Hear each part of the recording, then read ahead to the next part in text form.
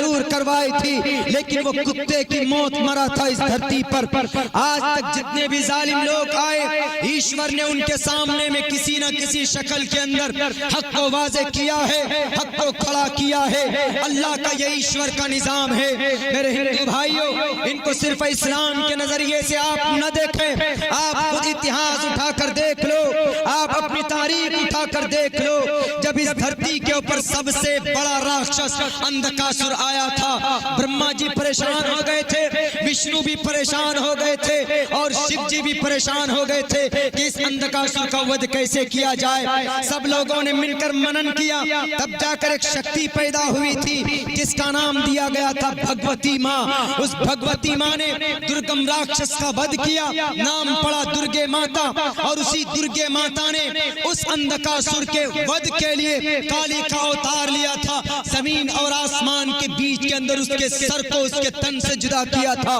तब जाकर ये इस धरती के उस राक्षस का खात्मा हुआ था जिससे तमाम दुनिया के मानव जाति संकट के अंदर फंसे हुए थे। और थोड़ा करीब आइए, रावण के जुल्म से कौन वाकिफ नहीं था, लेकिन उस रावण के जुल्म का खात्मा किया कि नहीं किया। मेरे हिंदुस्तान के हिंदू भाइयों, कौरवों के ऊपर, कौरवों का पांडवों के ऊपर जो जुल्म हुआ था कौन नहीं जानता है।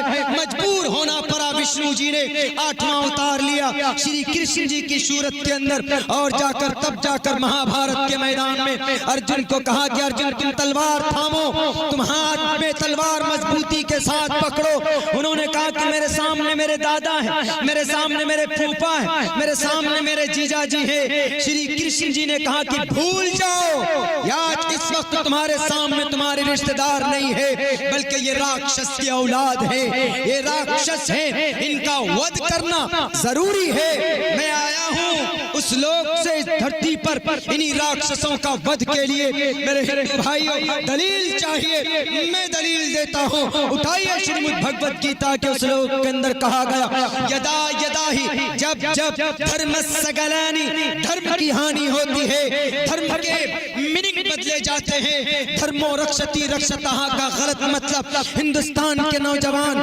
हिंदू भाइयों के नौजवानों की दिलो दिमाग के अंदर जब उसकी तबलीग की जाती, धर्मो रक्षति रक्षता का उल्लंघन किया जाता है। धर्मो रक्षति रक्षता, यदा यदा ही धर्मस्य ग्लानिर्भवति भारत अभ्युत्थानम धर्मस्य तदात्मानं सृजामहे। तब तब हक आता है, हक बनकर, और जालिम का, राक्षसों का विनाश होता है, इस धरती को पाक करता है। हजरत मूसा आए, फिरौन से जमीन को पाक किया। हजरत इब्राहिम आए, नमरूद की नमरूदियत से, उनकी जबरियत से इस कौम को निकाला। और तो और उनसे पहले अंबिया किराम आए, उन्होंने अपने उम्मतियों को, अपने अपने मानने वालों को, अल्लाह के एक बंदे को उन जालिमों के शिकंजे से निकाला। इस धरती के ऊपर आज यही लोग हैं, यही शैतान की औलाद हैं, ये वक्ती तौर पर समझ रहे हैं कि भाई हम खुदा हैं। अपने आप को खुदा मत मानना।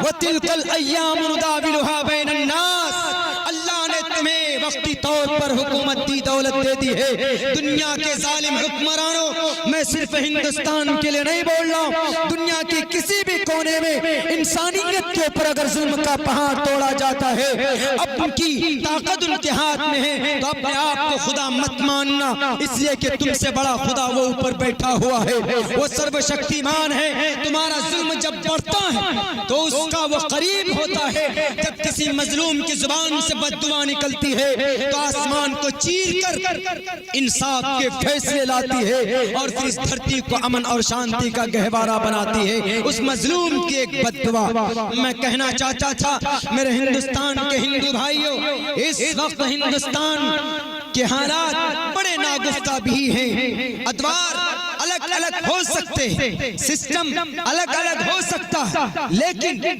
जो अहकामात कुरान करीम के अंदर बताए गए हैं वो अहकामात दुनिया के और ग्रंथों के अंदर मौजूद। उन्होंने कहा कि मौलाना नमाज के ऊपर उन्होंने ऐसे ऐसे अनाप शनाप बके, हमने कहा कि मुझे लिखकर भेजो, लिखकर उसने भेजा। उन्होंने टूटी फूटी जुबान के अंदर हिंदी के अंदर मुझे समझाया।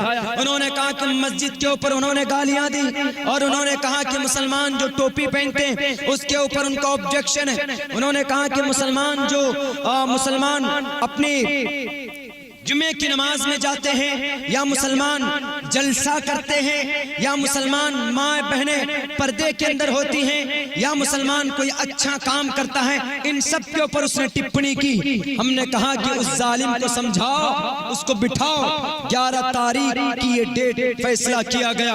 वहाँ के SDM और DM से परमिशन लेकर उनके सामने बाज़ाब्ता बात रखी जाएगी। मैं उनको यही कहूँगा कि मेरे बड़े भाई, you are my big brother, I am your small brother. मैं आपका छोटा भाई हूँ, आप मेरे बड़े भाई।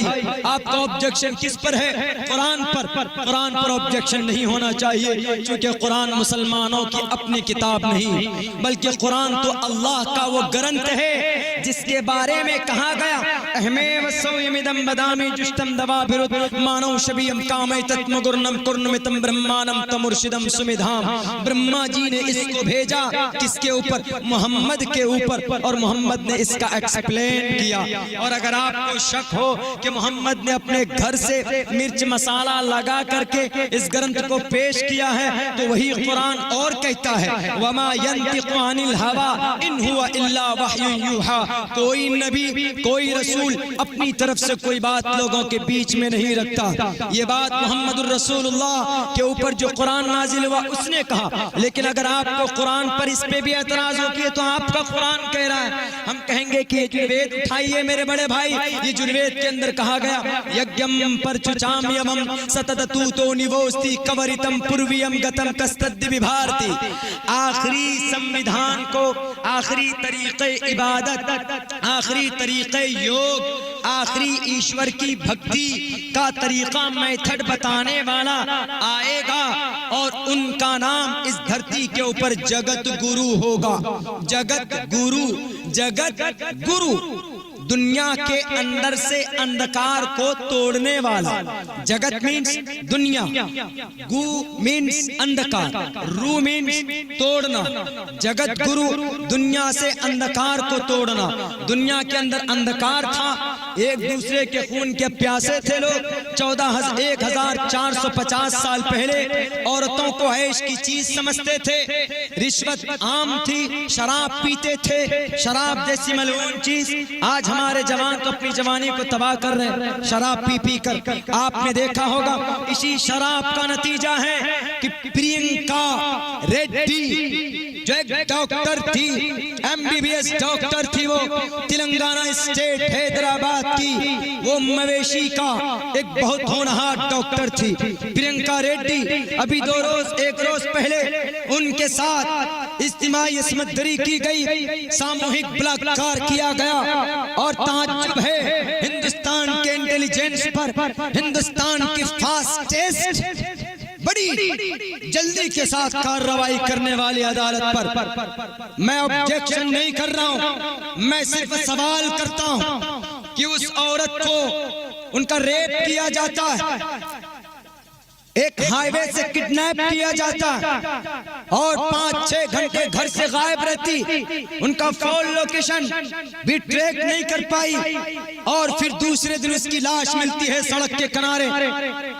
अगर 10 लाख रुपए का सूट नहीं पहना जाता, 10 लाख रुपए अगर डिपार्टमेंट पे खर्च किए जाते, तो हिंदुस्तान की जो टेक्नोलॉजी वो और ज्यादा फास्टेस्ट होती, ग्रोथ करती, ताकि पता चल जाता कि भाई ये बच्ची कहाँ पर है, वो डॉक्टर साहब मैडम कहाँ पर है। यहाँ तो 10-10 करोड़ रुपए अपने अपने अय्याशी के लिए खर्च किए जाते हैं। कुर्सी पर बैठते हैं तो बैंकॉक चले जाते हैं, थाईलैंड चले जाते हैं अय्याशी करने के लिए। मां बहनों की इज्जतें लूटी जाती। प्रियंका रेड्डी धर्म उसका बाद में हम देखेंगे, हमारी बहन थी वो, इस समाज की बहन थी वो। नाक के तले से उठाकर उसकी इज्जत लूटी गई, उसके लाश को जलाकर भस्म कर दिया गया। किस लिए? शराब के लिए। इस शराब के ऊपर बंदिश लगाओ। अल्लाह के नबी ने फरमाया था कि भाई शराब तमाम बुराइयों की जड़ है। और ये बात समझ में आ गई बिहार गवर्नमेंट को। जो चीज मोहम्मद 1450 साल पहले कहकर गए थे, वो चीज बिहार गवर्नमेंट को आज पता चल गई। उन्होंने शराब के ऊपर बंदिश लगा दी। जब आदमी शराब पीता है तो उसकी जो अकल होती है, अकल जो सोचने की ताकत होती है वो डिस्ट्रॉय हो जाती, वो खत्म हो जाती। आपने देखा होगा कि एक शराबी जब शराब पीकर रास्ते में चलता है तो वो इधर उधर लुढ़क